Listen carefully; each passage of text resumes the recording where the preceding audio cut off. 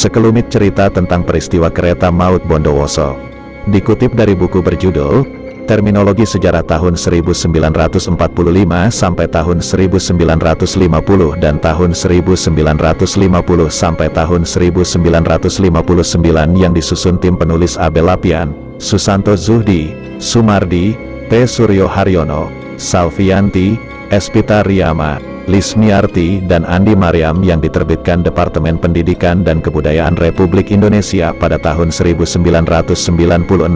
Salah satu bentuk kekejaman Belanda terhadap rakyat Indonesia pada masa Perang Kemerdekaan adalah peristiwa terjadi pada tanggal 23 November tahun 1947.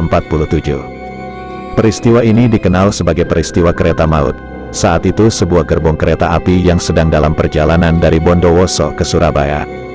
Menurut buku Terminologi Sejarah tahun 1945 sampai tahun 1950 dan tahun 1950 sampai tahun 1959 yang disusun tim penulis Abel Lapian, Susanto Zuhdi, Sumardi, P. Suryo Haryono, Salvianti, Espita Riyama, Lismiarti dan Andi Mariam yang diterbitkan Departemen Pendidikan dan Kebudayaan Republik Indonesia. Pada waktu itu, seratusan orang tawanan penjara Bondowoso berbaris di muka penjara Bondowoso dan disuruh masuk dalam gerbong barang kereta api yang terbuat dari seng. 100 orang tawanan itu dibagi dalam 3 buah gerbong. Masing-masing gerbong 3 isinya 38 orang, gerbong 2 30 orang, dan gerbong 1 32 orang.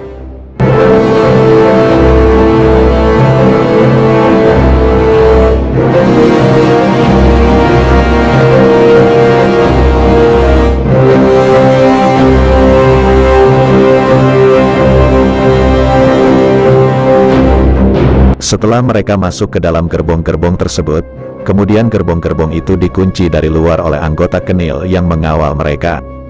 Selanjutnya ketika datang kereta api dari Situbondo, ketiga gerbong tersebut digandengkan dengan kereta itu dan diberangkatkan ke suatu tujuan yang tidak mereka ketahui sama sekali.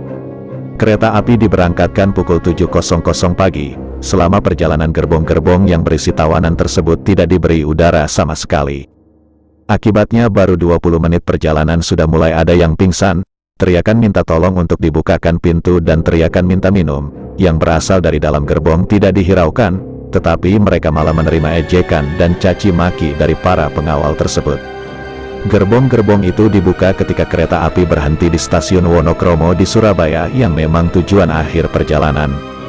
Pada waktu itu jam sudah menunjukkan pukul 19.15 ketika gerbong tersebut dibuka. Ternyata di dalam gerbong nomor 3 gerbong paling belakang 38 orang tawanan yang berada di dalamnya tidak ada seorang pun yang hidup. Mereka meninggal dalam keadaan yang mengenaskan, kulit dan daging mereka hangus bagaikan terbakar. Sementara itu di gerbong tengah nomor 2 yang berisi 30 orang ada 8 orang tawanan yang meninggal. Sedangkan gerbong nomor 1 yang berjumlah 32 orang semuanya masih hidup, tetapi dalam keadaan menyedihkan. Perkara itu kemudian diajukan ke muka pengadilan militer Belanda pada tanggal 2 Agustus tahun 1948. Oleh pengadilan militer, 10 orang pelakunya dijatuhi hukuman antara 2 sampai 6 bulan. Akan tetapi terdakwa utama yang memimpin pengangkutan tawanan-tawanan tersebut, Kapten Antinan, tidak ditahan atau dibebaskan dari tindakan atau penganiayaan tersebut.